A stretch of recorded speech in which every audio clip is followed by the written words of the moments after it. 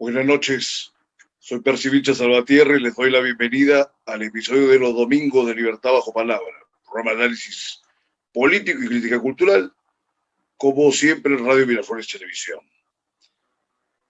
¿Qué sucesos nos ha reportado esta semana en el ámbito político que merezcan un pronunciamiento o una problematización?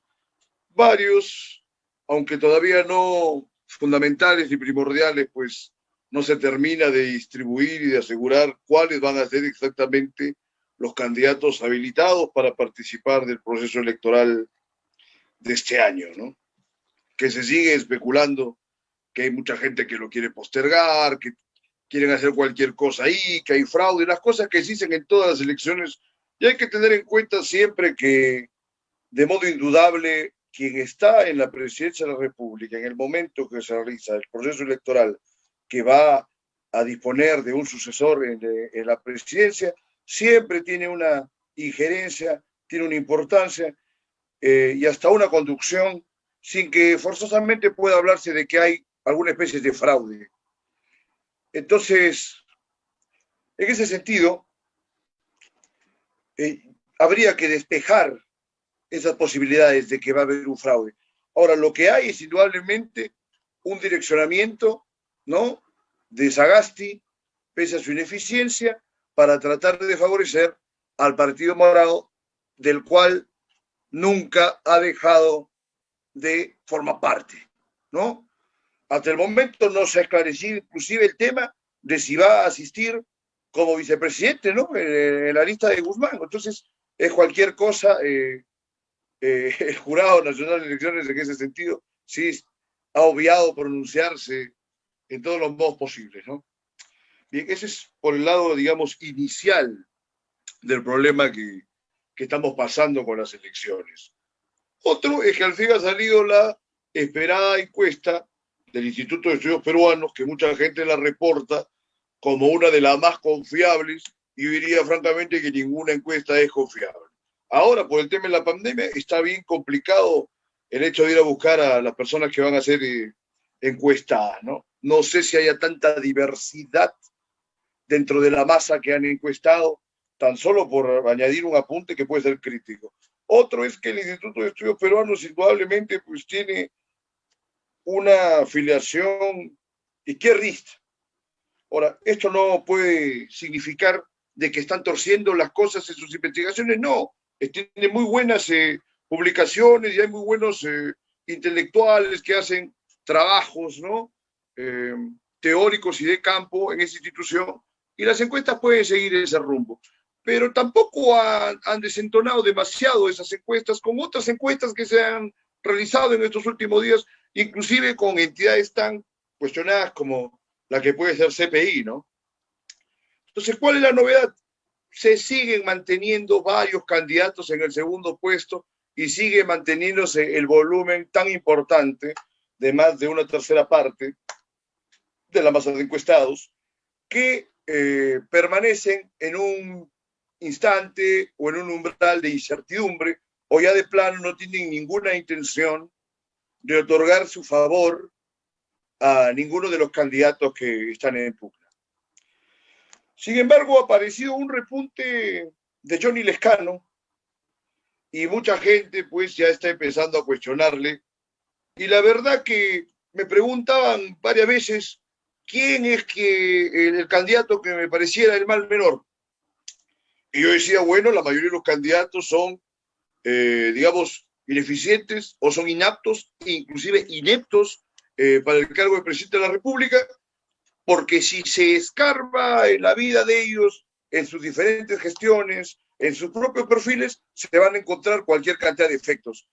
Pero es interesante esto que hago la mención del Lescano, porque en el curso de sus periodos como legislador y comparándolo con el resto de los candidatos, y sin necesidad ni intención de tener ninguno, aparece como que fuera el mal menor.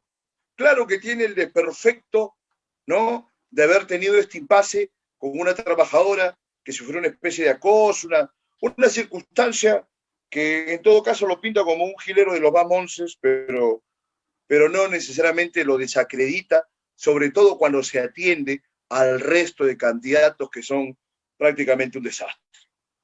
Yo no me comprometo absolutamente, yo le niego mi voto a todos ellos, pero así como están las cosas, en este momento, entre optar por Forsyth, o optar por Lescano, o optar por Verónica, o optar por Lescano, es una circunstancia infernal, pero los que se sientan obligados a atender estas dicotomías, bien podrían reflexionar sobre este candidato. Ahora, claro que los termocéfalos de toda la vida dicen, pero pertenece a un partido golpista. Es una estupidez eso del golpismo Acción Popular. Ahora, yo he criticado a Acción Popular desde su origen, porque Belaúnde y todos, digamos, sus correligionarios en un primer momento no ofrecieron ninguna propuesta ideológica de avance, ni singular, ni nada francamente especial que dé una explicación del país y que ofreciese también una determinación de las metas y puntos a los cuales este país debería haber llegado hace, bueno, tantos años que existe Acción Popular. Entonces, es un partido muy mediocre, pero si comparamos al Lescano, y pese a que el Lescano tiene también ciertas peculiaridades en Acción Popular, porque él prácticamente no tiene ningún dominio sobre ese partido que hasta el momento que Barnechea se desvinculó de este proceso, estaba absolutamente disputado y disperso respecto de lo que era su hegemonía por varias cabezas, Barnechea, Mesías, Díez Canseco y el propio Lescano. Entonces, ese es un conflicto bien grande y que vemos que han padecido muchos de los últimos personajes que han ejercido la presidencia, que prácticamente han llegado al poder sin tener ningún grupo ni ningún respaldo de un partido importante y por eso pues han visto sometidos a las cosas que nos ha tenido acostumbrado el Congreso que estuvo en ejercicio desde 2016 hasta el año pasado, ¿no? Y que de alguna manera pues ha continuado el actual Congreso, pero con las peculiaridades del caso y con las variaciones del enemigo en pugna, ¿no? Porque ahora digamos que se están tratando de ser mucho más solícitos con Sagasti. Entonces, ese es el tema, digamos, electoral, ¿no? Ahora, la emergencia popular no cesa. Ahora la gente nuevamente ha marchado manifestándose en contra del confinamiento que ha empezado hoy, ¿no? Y que se va a agudizar hasta el día 14 en Lima y en otros sectores del país que se han visto determinados con una categoría de un daño importante, ¿no? O altísimo. Entonces, toda esta gente que marcha se están exponiendo de igual manera al virus, pero también están ejerciendo una contradicción respecto de acciones del gobierno que les parecen una calamidad y que de varias maneras representan esa calamidad, un gravísimo daño para las personas que no tienen ahorros o las personas que tienen que ver el día a día la forma más adecuada o la verdad, la forma, la primera que se les presenta para poder pasar, ¿no? Una jornada tras otra. Es decir, gente que se ve forzada a salir de las casas todos los días para sobrevivir, para otorgarle a sus familias una asistencia material mínima, pero que si no la consideraran, francamente, pues la pasarían terrible, ¿no?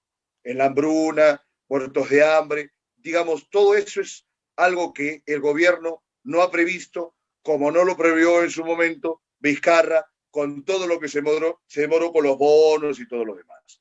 Entonces, ¿qué es lo anecdótico de estas marchas? Que por supuesto todos los que marcharon en noviembre los consideran que son de lo peor, que son enajenados, que son unos ignorantes. Y yo me pregunto, ¿por qué estos marchantes y que están protestando por algo muy concreto y que les afecta de un modo directo, son menos inteligentes que los que marcharon en noviembre, según la perspectiva de aquellos y sobre todo de un buen contingente de la izquierda, ¿no? Y hablando de la izquierda, vi un post por cuenta de Daniel Salas, ¿no? Un académico muy conocido, que criticaba una propuesta del último libro Ovidius, que es un escritor de izquierdas, acerca de algunas novelas, de algunas propuestas literarias que habían abordado el periodo de la lucha contra el terrorismo, que a ellos les gusta llamarlo el conflicto armado interno, o inclusive hay quienes lo llaman la guerra interna, y bueno, y ahí pues se puede identificar a quienes ya son de lo peor, ¿no? Sin ninguna duda. Entonces, ¿qué cosa es lo que cuestionaba Salas, que lo hemos tenido en el programa, que seguramente lo tendremos más adelante? Que Ubius, como crítico literario, estaba enmendándole la plana a los autores de esas literaturas respecto de lo que él creía que debía ser su proposición política, es decir, como estructurando una línea rígida de lo que debe ser el arribo del socialismo. Entonces, eso es verdaderamente un caso que, claro, nadie le da importancia, pero yo lo leí y me interesa comentarlo. Es como un comisariato de izquierda. Entonces, la izquierda siempre ha tenido esta clase de gente, esta clase de intelectuales, ¿no? Que han tratado de ordenar el pensamiento correcto de lo que debe ser el ejercicio ideológico en esa militancia. Eso es un sesgo autoritario absoluto. Y me preocupa porque, indudablemente, Verónica dice, no, que está repuntando, qué increíble. Es una verdadera calamidad. Luego, en Hildebrand en sus 13, que se ha vuelto absolutamente un panfleto, ¿no? Que se puede rescatar 2 o 3 elementos de investigación, pero por ahí alguna columna del director, básicamente, pero el resto es absolutamente propaganda electoral de izquierda. Y hay una columna de un autor Robles que muchos descerebrados comparten y dicen, qué bien, y por supuesto ellos están acostumbrados a tratar de esta forma, como si fuesen menos inteligentes, los que critican a la izquierda, los que critican sus posiciones que no tienen ningún fundamento y que no lo han tenido en ningún momento. En tantos años que hay de izquierdismo, en ningún momento se han podido sostener cabalmente. Bueno, y a la fecha es peor, porque no hay ni intelectuales de izquierda con pergaminos altos y consolidados aún en el medio peruano. Entonces, ¿qué cosa dice Robles? Yo he escrito, por supuesto, un ensayo, ¿no? No tanto porque me importara la opinión de Robles, sino por el tema de fondo. Este autoritarismo de una izquierda que ni siquiera está cercana al poder, pero que ya está manifestando estos efluvios negativos que le persiguen toda la vida. Entonces, ¿qué decía Robles? Que por qué le preocupa a algunos periodistas que a Verónica Mendoza se le pregunte si Venezuela es una dictadura. Parte de esa niñería y parte de la absoluta imposibilidad retórica y de honestidad de Mendoza para criticar a Venezuela. No pueden porque si los que tenemos más de 30 años podremos recordar que cuando aparece Chávez, no medio mundo, sino prácticamente la totalidad de la izquierda, entre los izquierdistas de la violencia y los revolucionarios y los otros que se creen democráticos, se volvieron locos con Chávez. Estuvieron locos con Chávez. Y los que estuvieron cercanos al nacionalismo han tenido gravísimas implicancias en todo lo que puede representar el chavismo en la región, no solo a título de una ideología o de un programa político, sino inclusive a través de esas acciones de derivaciones de dinero por parte de Venezuela. No digo porque por supuesto que no hay pruebas, no hay acusaciones, ni hay unos medios exactos que incriminen a Verónica con estas acciones turbias, ¿no? Que provenían del dinero chavista. No. Y como tal, eso yo no lo afirmo. Pero lo que sí puedo afirmar es que no tiene las condiciones para negar a Venezuela porque le ha parecido que Venezuela es un gran modelo estatal de gobierno y como un anticipo de la revolución que es una ficción y una utopía que siempre están esperando y es por eso que no se puede vincular. Ahora, las majaderías débiles, caprichudas de Robles son arquetípicas de una gran parte de la izquierda que son absolutamente termocéfalos y que son absolutamente reacios al diálogo y a la contradicción y a la confrontación, ¿no? Si les interesa el tema, les exhorto que busquen en la web de Libertad Bajo Palabra este escrito mío de hace unos días en los que cuestiono el valor de Hildebrand y sus 13, y que por supuesto desmonto punto por punto estas aseveraciones absolutamente infundamentadas de Robles, ¿no? Y por último, antes de pasar al segundo bloque de este programa, que vamos a conversar con Luis Felipe Alpaca, y en el bloque final vamos a conversar con la abogada Mercedes Morocho, que tiene unos datos críticos muy interesantes, no se puede hacer un patrimonio exclusivo de la izquierda, todo lo que corresponda a un ajuste al sistema vigente. Es decir, si la derecha fuera más pensante, más educada y estuviese más preocupada por el país, de ellos mismos podría provenir hacer estos ajustes, otorgar educación, cultura y, por supuesto, salud de primera calidad a la mayoría de los pobladores de este país. Entre otras cosas, ir contra los cobros abusivos de los bancos, ir contra prácticamente este asalto a mano armada que perpetra la AFP o las AFPs en el curso de todos los años que tienen una participación en nuestro país. Eso no tiene por qué ser una participación de la izquierda como algo absoluto de ellos. Es algo que debe ser una proposición de cualquier entidad o partido político honesto y cabalmente preocupado por todos los peruanos. Bien, entonces damos por concluido este primer segmento del programa. Radio Miraflores Televisión. Continuamos con los invitados que vienen.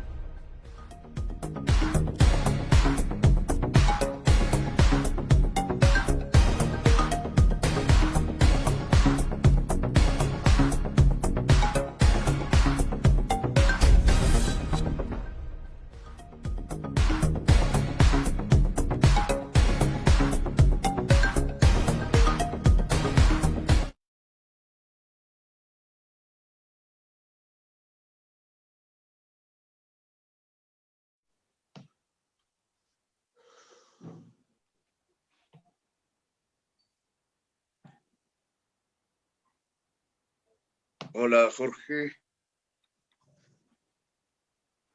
Bien, retomamos el programa de hoy. Nos acompaña en este segmento Luis Felipe Alpaca, un conocido periodista y animador cultural, ¿no? Editor de Lima Gris. Bienvenido una vez más, como siempre, Luis Felipe. Buenas noches, Percy, ¿no? Gracias por la invitación y un saludo a tus oyentes. Bien, Luis Felipe, a ver, ¿cuáles son tus impresiones de estos acontecimientos de esta semana? ¿Viste las declaraciones o el pronunciamiento del presidente Sagasti en la mañana? ¿Qué la te ha verdad, que parecido es, ese la verdad, despropósito añadido a la la, larga serie de despropósitos a los que nos tiene acostumbrados el SPR? bueno, la verdad que, en ese momento yo estaba trabajando, me levanté como a las 6 de la mañana a avanzar unos escritos y sin querer me topé con el mensaje este subrepticio, ¿no? Alrededor de las 8 de la mañana, creo, ¿no? Y tanto fue mi concentración y mi trabajo de que hojeé el mensaje y solamente pude escuchar un minuto porque ya terminó, ¿no? Entonces, en realidad, cuando consulté a algunos colegas, me dijeron de que no me perdí nada, ¿no? Que fue como siempre Entiendo, pero un, habrás leído o te habrás informado luego de los contenidos de ese mensaje. bueno, pues más de lo mismo, ¿no? Esbozar una especie de comunicación errática, ¿no? De parte de este jefe mandatario por encargatura, ¿no? Yo le llamo de esa manera, ¿no? Mandatario por encargatura. Con respecto al tema de las vacunas, pues poniendo ya supuestas fechas del resto de millones de vacunas que llegarían en los próximos meses, ¿no? Más allá de, bueno, y agradecer, más allá del agradecimiento que lanzó la población, ¿no? Por el acatamiento de esta insólita cuarentena, ¿no? Por llamarlo de alguna Pero manera. es un acto de enajenación también de parte de Sagasti, porque la verdad que las marchas en Lima contra este confinamiento no han sido poca cosa. ¿En qué mundo vivirá Sagasti? Mira, te comento, lo confrontamos con un episodio que pasó en otro programa que mucha gente progresista o políticamente correcta lo desprecia, pero que por ahí a veces tiene algunos datitos que son simpáticos, ¿no? De Willax, un canal pero que se ha demonizado últimamente. Estuvo el Uh -huh. epidemiólogo Quispe, no me acuerdo su nombre, famoso Quispe, y agarró Quispe y vapuleó con las majaderías y las niñerías que no aguantan ni un segundo a alguien que está bien conformado, al Colorado de Thorndike y a Beto Ortiz, que se apagaron plenamente. Pero a él le hicieron una pregunta y que tú coincidirás porque tienes también varios años y tienes carácter, eres criollo, ¿no es cierto? Entonces le preguntan, ¿qué cosa opina usted de la demora en las vacunas? Y el otro individuo le dice, hay que preguntarle a Merino, le dice, una majadería, ¿no? Y empieza con que Merino ha provocado no sé cuántos miles de muertos, y los otros absurdos lo dejaron ser, porque ahí, o me hubiera gustado tenerlo un rato a él también para decirle, oye, pero yo no te he invitado para que salgas con un disparate, te estoy preguntando algo concreto, y si no quieres responder, tampoco dore la píldora, ¿no? Porque ahí los principales responsables de que no lleguen las vacunas son precisamente estos dos tipejos nefastos que mucha gente los aclama y que son Vizcarra y Sagasti. Ya Merino hizo cualquier cosa, está bien, pero estuvo 3 días en la presidencia, pues. ¿Qué opinas de eso, Merino, Lucho? Merino, en principio bajémosle del este nuevo pedestal de periodista, ¿no? Me refiero al hijo del Gordo Sonday, ¿no? ¿Se escucha? ¿Se ¿Quién lo ha escucha? subido un pedestal? Bueno, bájalo lo que Ya, gustes, no, dale, bájale lo que no quieras. de parte de Willax y de parte de ATV, ¿no? Que lo mencionan como periodista incisivo, todo por una entrevista a Vizcarra o a Guzmán anteriormente, que aparentemente los puso en aprietos, cuando en realidad este personaje ha trabajado en el canal de la concentración, rindiendo honores a los gobernantes de turno. Entonces, Agustito Sonda Claro. es un tipo que se está reinventando como opositor solamente porque ha ingresado a Huilas y tendría que seguir la línea aparentemente opositora de Huilas, pero más nada sobre eso. Por otro lado, es cierto lo que tú mencionas, pues, o sea, estamos viviendo, y lo hemos vivido desde noviembre, estamos viviendo en una Babel, pues, donde reina el artificio de las muchedumbres, ¿no? Lo que le denominan la oclocracia. Cada uno jala agua para su molido, generan diferentes posverdades, discursos develados, dobles raseros, y para mucha gente, estos dos personajes funestos, ¿no? Como Vizcarra y Julio Guzmán, son los son los representantes del cambio, ¿no? De la mejora, y cuando en realidad hemos visto que son dos tipejos que simplemente están teniendo hambre de poder, y se podría decir que con el presidente de encargatura han hecho una especie de alianza sigilosa, me refiero a Vizcarra, Daniel Salaverry y este gobierno, probablemente para hacer una especie de triunvirato, pues probablemente Vizcarra está buscando ser presidente del Congreso para con el trabajo conjunto con Sagasti, probablemente cambiar la institucionalidad de los próximos meses. Me refiero a que no sabemos si realmente van a haber elecciones, y esta cuarentena subrepticia, dependiendo qué informes emitan el Ministerio de Salud y los especialistas, no me refiero al saldo de contagiados, sino me refiero a los informes finales que estos ONGeros, científicos sociales improvisados, van a sacar, y probablemente haya una prolongación del confinamiento, ¿no? Con el objetivo de prolongar las elecciones, ¿no? Entre otras cosas. Entiendo tu punto de vista, y hay mucha gente que está propalando este bulo de la postergación de las elecciones, que quieren, digamos, establecer la intención de Sagasti de permanecer en el poder, y como se decía también de Vizcarra, ¿no? Yo también desprecio absolutamente a estos dos personajes, y soy crítico con ellos, pero no le veo mucha consistencia al tema de la postergación de las elecciones, por más confinamiento que quieran disponer, ¿eh? ¿Qué opinas del pronunciamiento de la Marina de hace unos días, que decían que de ninguna forma iban a consentir que se postergue la fecha de las elecciones? Bueno, este fue un capitán de navío, pues, ¿no? Que emitió una carta contundente, ¿no? Donde, ojo, y esto no lo vamos a ver en los medios de la concentración, en los noticieros, en los canales de la señal abierta, donde él revela detalles de las labores de esta señora, hoy ministra de Defensa, la señora Núria Espar, que ya tiene muchísimos años en el aparato estatal, ¿no? Metida en varios ministerios, y en un momento dado llegando a ser viceministra de Defensa, donde se revela que esta señora es enemiga número uno de las Fuerzas Armadas, desprecia a los militares, a pesar que trabaja en una instancia que tiene que ver con la Fuerza Armada.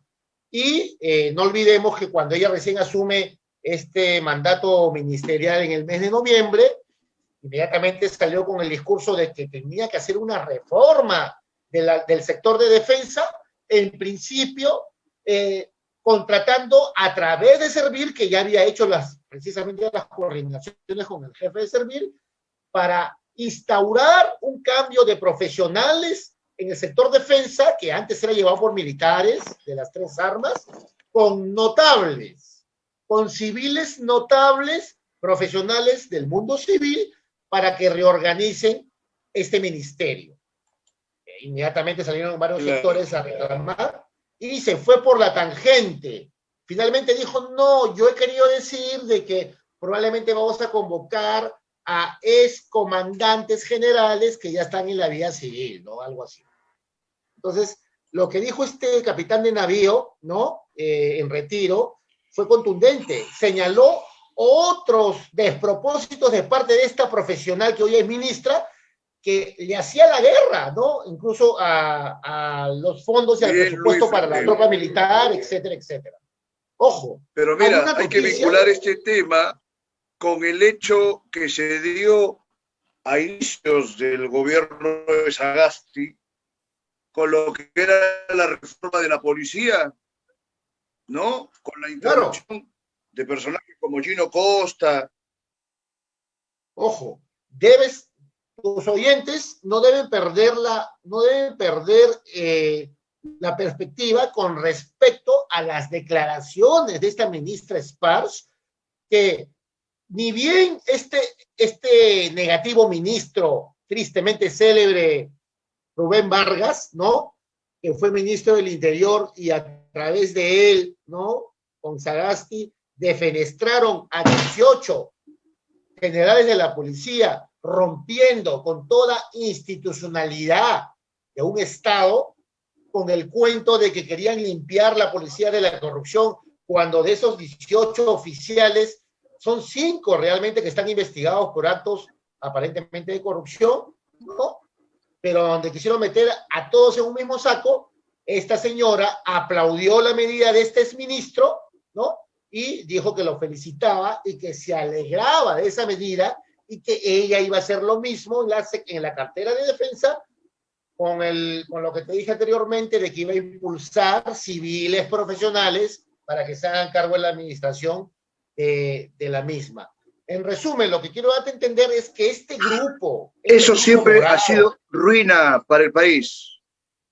exacto, ¿no? Pero hay un detalle que la gente hasta el día de hoy probablemente desconozca. Sabemos que en base a estas incursiones de ciudadanos venezolanos a través de la frontera de Tumbes de manera ya vertiginosa en los últimos meses y más aún en las últimas semanas, debido a las presiones de los tumbesinos, que a través de las redes sociales, a través de denuncias a algunos medios que no les hacían caso, finalmente el sector defensa a través del Comando Conjunto tuvo que enviar un despliegue de tanques, de pertrechos y de vehículos pesados, y también estamos hablando del lunes 25, enviaron un promedio de más de 1,000 soldados efectivos de las Fuerzas Armadas para que controle, ¿no?, el perímetro, el lado de la frontera, para que no sigan invadiendo. ¿Qué sucedió? De un momento a otro nos hemos enterado a través de fuentes cercanas de Tumbes que ya retiraron los tanques. Ya no hay tanques, ya no hay vehículos pesados.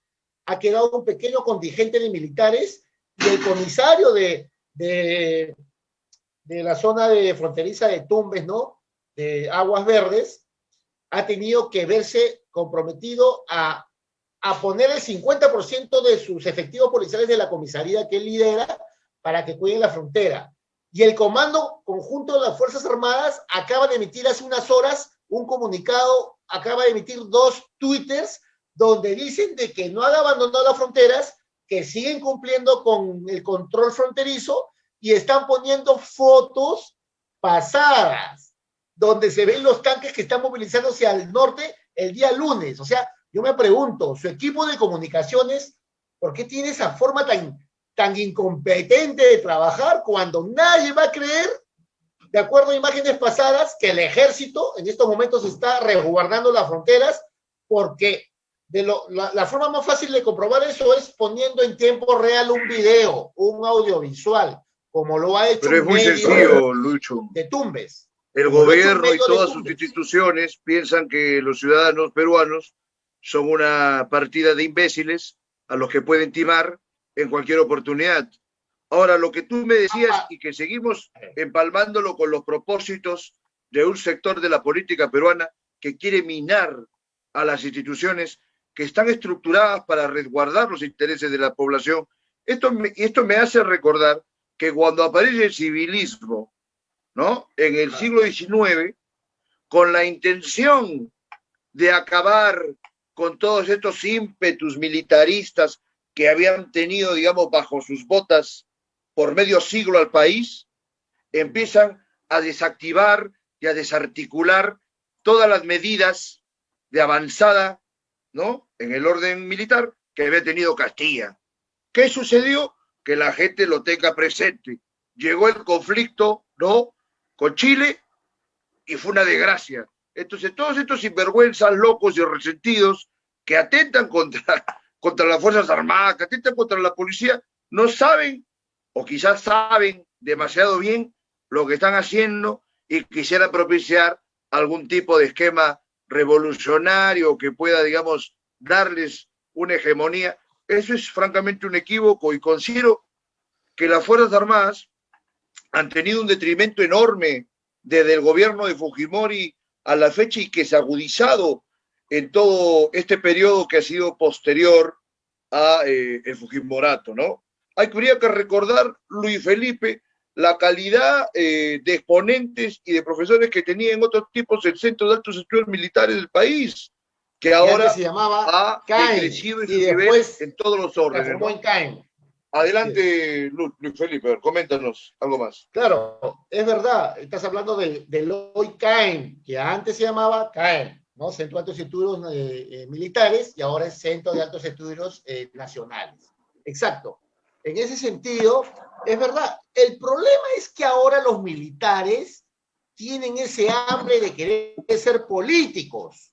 Entonces, en principio, los militares siempre han tenido una mística patriótica, ¿no? Castrense, principista, que se basaba en su propia institución, ¿no? Con el objetivo de proteger a su comando y defender a la patria.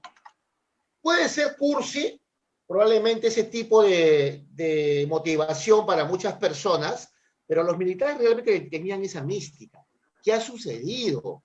Han desnaturalizado su verdadero rol a través de las últimas décadas, porque muchos de ellos han tentado el hambre por volverse políticos.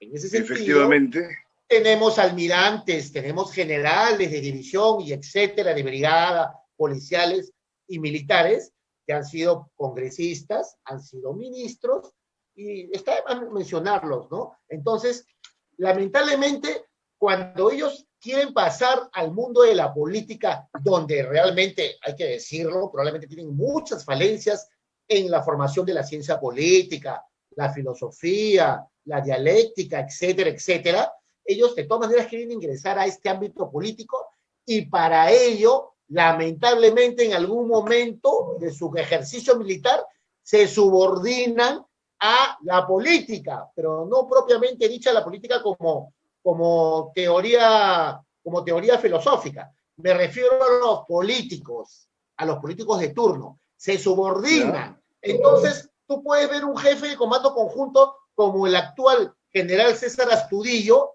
que cómo puede ser posible que emitan un comunicado oficial hoy con tal de lavarle la cara al gobierno de Sagasti, diciendo de que en estos momentos en la frontera con Tumbes y Ecuador están todos los despliegues de vehículos pesados y los tanques cuando no están, ya los retiraron.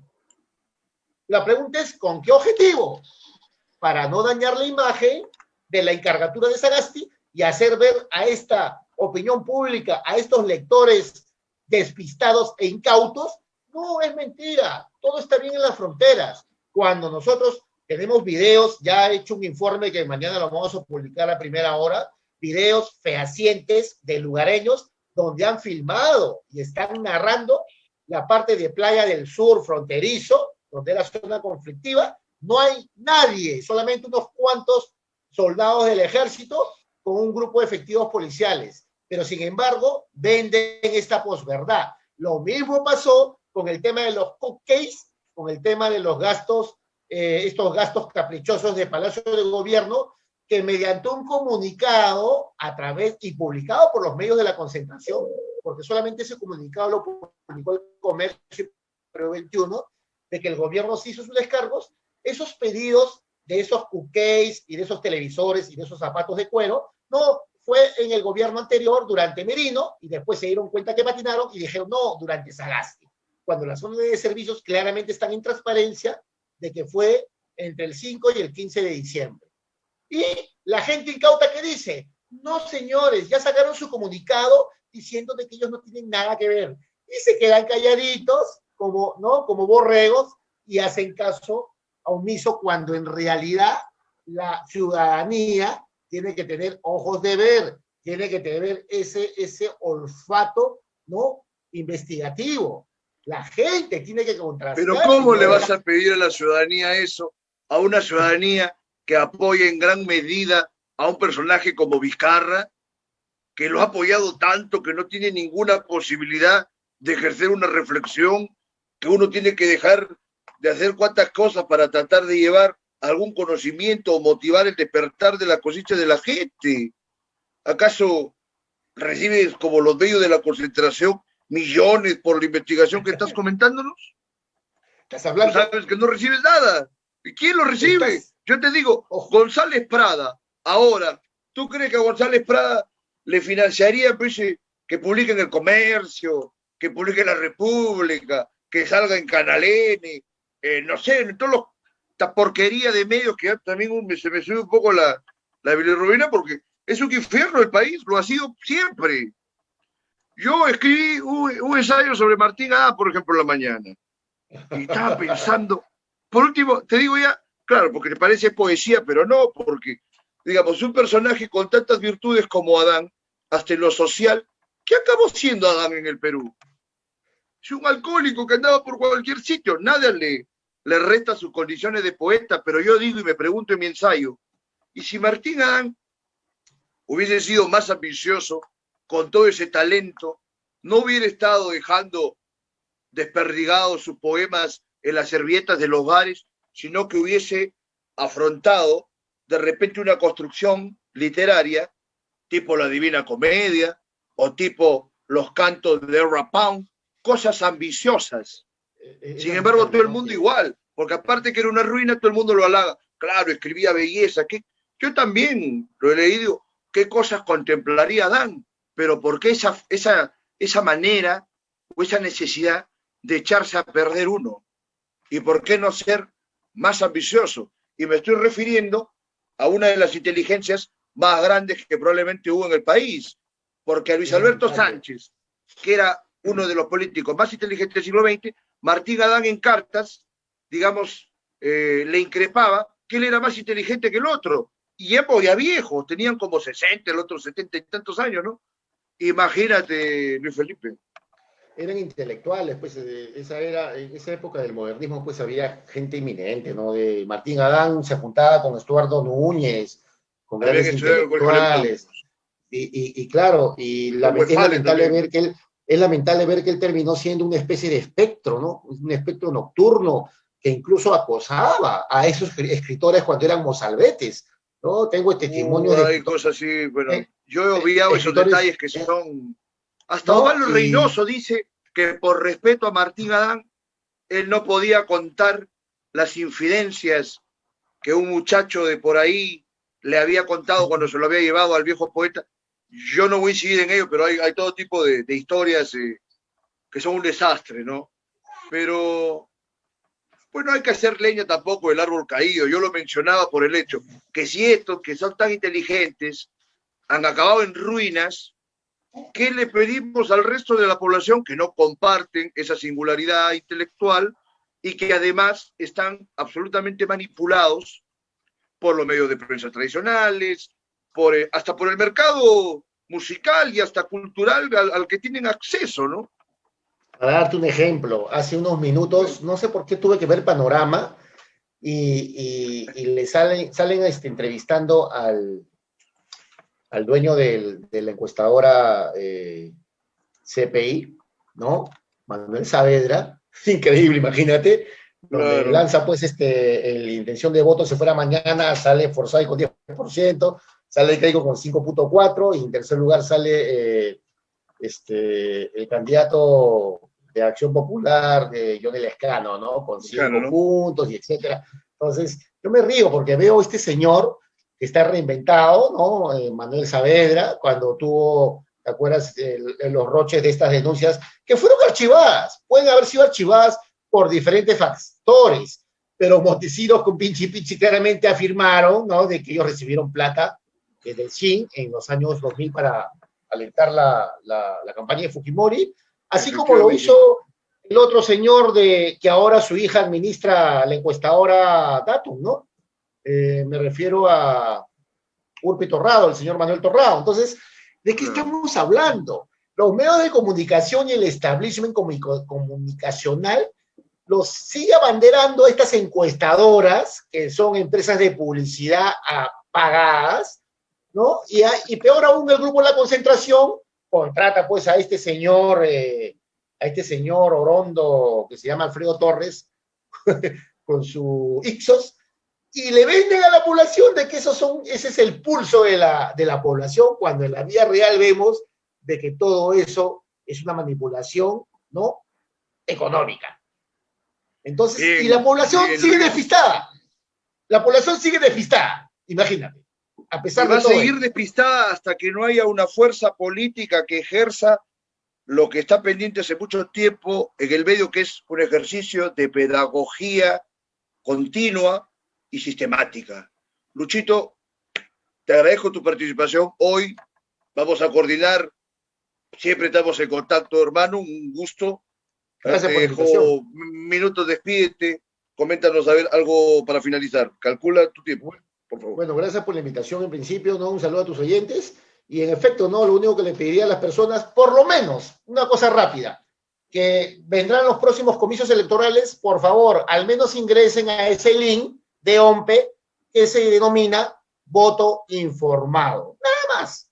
Por lo menos ahí van a ver rápidamente la hoja de vida, las denuncias, los patrimonios de los candidatos para que ustedes saquen sus conclusiones. Por lo menos vean eso, voto informado, y es un link que les va a dar todas las luces de los candidatos de su preferencia para que ustedes se saquen la venda de los ojos.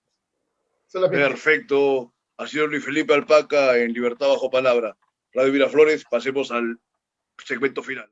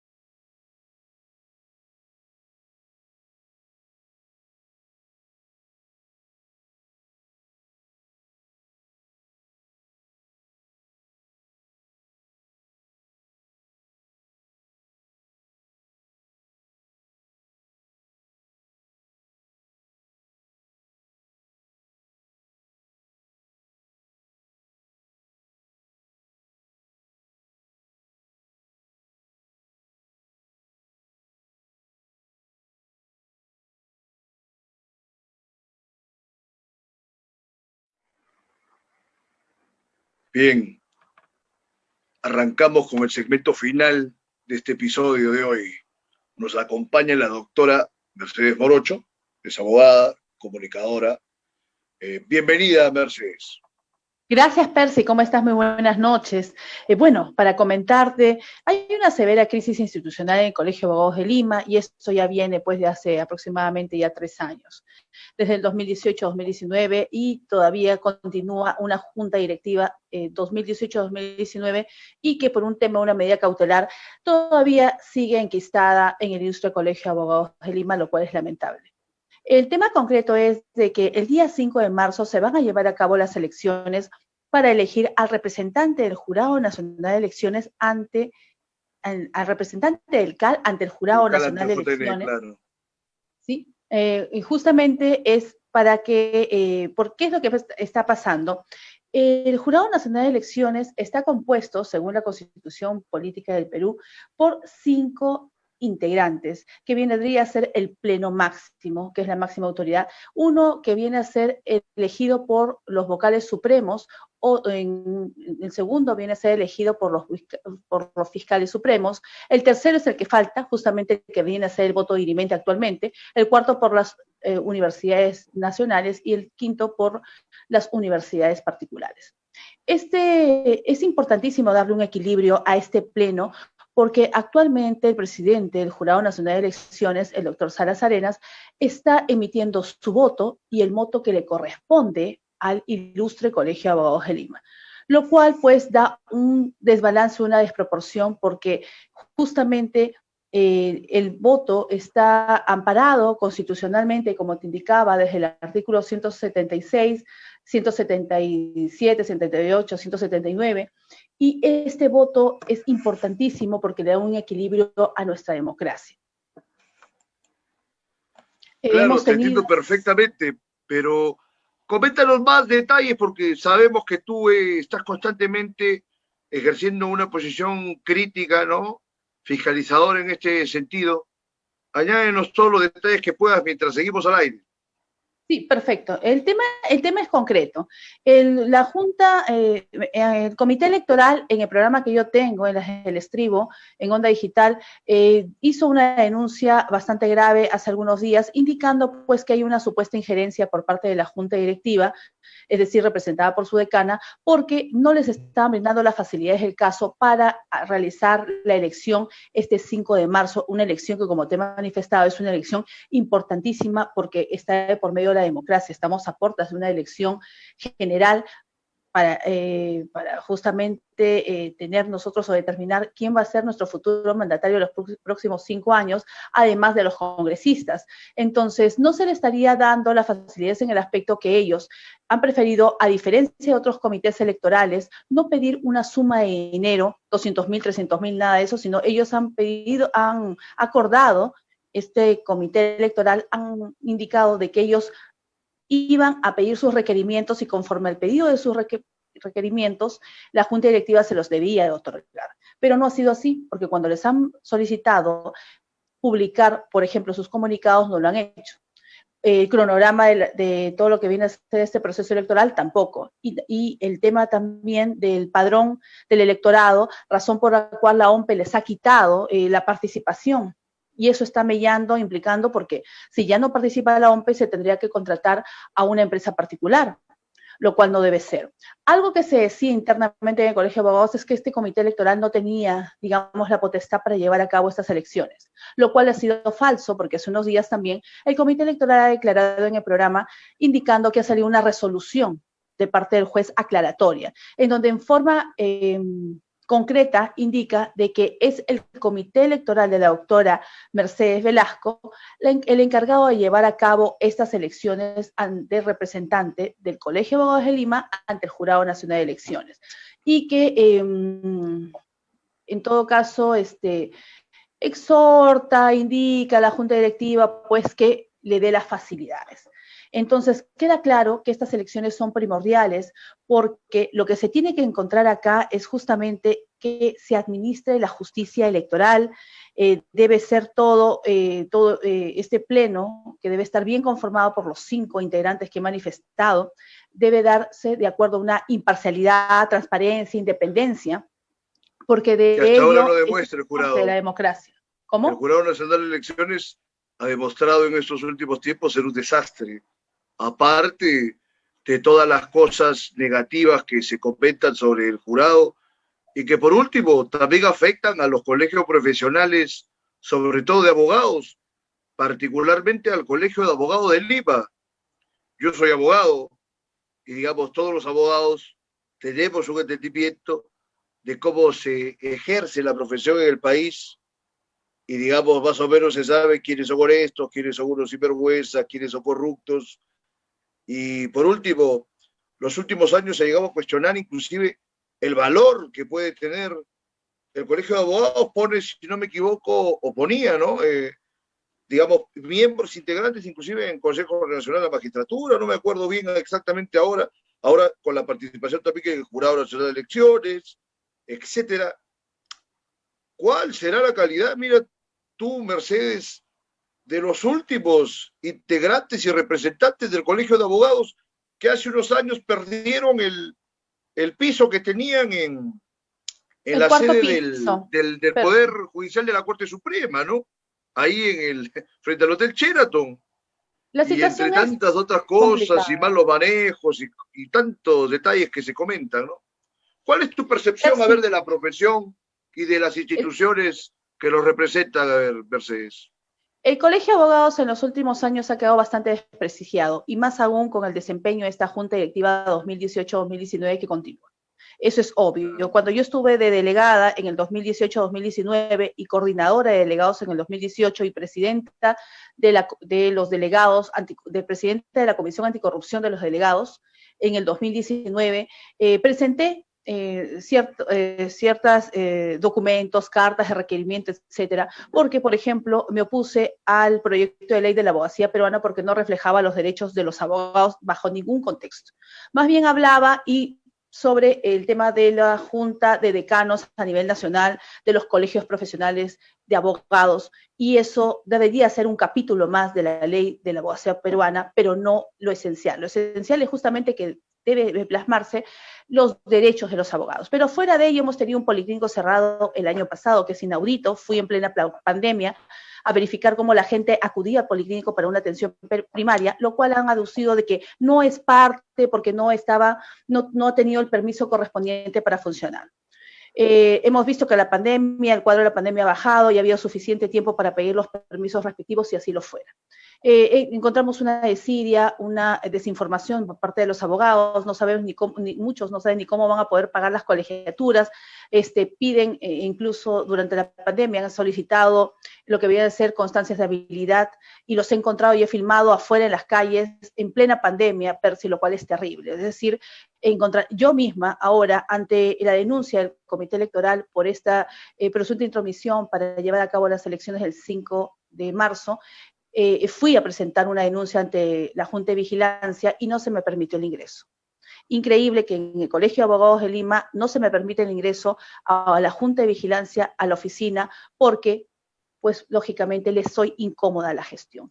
He sido una férrea opositora porque me parece que debe primar entre nosotros justamente el respeto. Somos abogados, somos hombres y mujeres de derecho, somos ciudadanos y en este momento estamos en una situación de pandemia. Es por ello que yo decido presentarme a estas elecciones para hacer el voto dirimente que lleve justamente la imparcialidad, la transparencia, la independencia con este número 1, y llevaré la voz de los 80.000 agremiados, mi estimado Percy, y de los 33 millones de peruanos.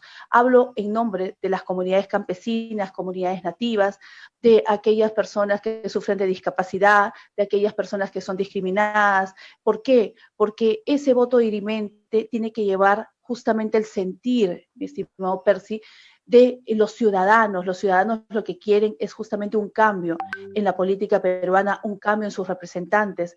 Estos próximos 5 años que vienen, Percy, son 5 años trascendentales, importantísimos para los ciudadanos, para todos nosotros los peruanos, porque estamos en pandemia, una pandemia que se ha tornado incontrolable justamente con todas estas nuevas cepas, cambios, etcétera, y que no se sabe si a ciencia cierta estas vacunas, y ya se está diciendo, Percy, que las vacunas van a ser como lo que se está dando actualmente con la gripe. Cada año tenemos que vacunarnos porque van a haber variaciones. Eso es terrible, eso implica que hay una gran responsabilidad, sí, claro, política, económica, educacional, de cómo se va a llevar a cabo justamente estas próximas elecciones y sobre todo este próximo gobierno que se viene. Desde mi punto de vista, seré el voto dirimente que llevará el consenso de los 33 millones de peruanos y de los 80.000 agremiados. Ya no lo has comentado, estimada Mercedes, pero yo felicito tus buenos deseos, tu buena onda, tus buenos propósitos, pero la verdad que partir del Colegio de Abogados para una transformación de la realidad peruana lo veo muy complicado. Yo creo, mira, la mayoría de políticos que han tenido las participaciones más grotescas en el curso de la historia han sido todos abogados. Como te digo, la abogacía es una profesión que puede ser la más elevada si uno cumple, ¿no?, con las exigencias, digamos, de los decálogos deontológicos, de los preceptos clásicos de la profesión, ¿no? Defender causas justas, pero si no nos llevamos por ese lado, acaba siendo las profesiones más despreciables que puede haber, ¿no? Entonces, Percy, haciendo un elogio de la profesión y una crítica, de los malos profesionales que dejan muy mal parada a las instituciones que tienen que ver con el derecho, podemos ir despidiéndonos ahora mismo. Mercedes, por favor, danos un comentario final de 1 minuto y por supuesto que podremos seguir intercambiando opiniones más adelante, siempre con mucho gusto. Adelante. Percy, mi desempeño como abogada y como comunicadora, tengo un programa televisivo también, y sobre todo como madre de familia. Yo actualmente soy comunera de la comunidad del pueblo San Miguel, aquí en Canta, 2 horas de Lima. Soy autoridad ahí, soy secretaria de la comunidad, aparte soy secretaria de la JAS, de la Junta de Regantes. Yo sé lo que es el sentir y lo que necesita el Perú profundo. No te hablo desde la comodidad de mi hogar, te hablo, soy una mujer que me despierto 3 de la mañana para desempeñar todos mis cargos en la comunidad. Si tengo que viajar, Percy, viajo muy temprano, como cualquier peruana, en el micro, en un colectivo para poder llegar. Es decir, yo te hablo desde el punto de vista de la realidad. Yo me pongo en los zapatos de aquellas comunidades campesinas, comunidades nativas, de aquel peruano de pie, aquel que en este momento levanta su bandera blanca porque no encuentra alimentos, y aquel que está desesperado en este momento, Percy, por la grave crisis económica y porque no puede parar el Perú para ellos. Entendemos que hay una pandemia y que tenemos que lamentablemente resguardarnos en nuestras casas porque es incontrolable. Entendemos la crisis sanitaria, la crisis económica, pero por ellos es que me he decidido yo ocupar ese sillón. No es por un tema de figurar en algo. Muy bien. No, bueno, es justamente le falta una representación. El problema capital que tiene la política peruana, que no hay una representación cabal, casualmente, de la infinidad, ¿no?, de pobladores de este país. Los ciudadanos no tienen una representación. Tú nos has brindado tu testimonio. Si la gente confía en que tú los estás representando, bueno, enhorabuena, y qué bueno fuera, ¿no? Esta gente que le hace falta una representación, que haya un genuino representante para ellos, siempre será algo bienvenido en este escenario en que nadie representa a nadie. Así que los abogados, Percy, que en este momento estamos tan huérfanos y desamparados porque no tenemos realmente quien nos represente dentro del colegio. Es un infierno lo de los abogados. Eso ya lo comentamos en otro momento. Te agradezco tu participación, Mercedes. Muy buenas noches. Entonces eso ha sido todo por hoy y ya nos vemos el próximo miércoles en Libertad Bajo Palabra, de 9 a 10 en Radio Miraflores Televisión. Buen inicio de semana.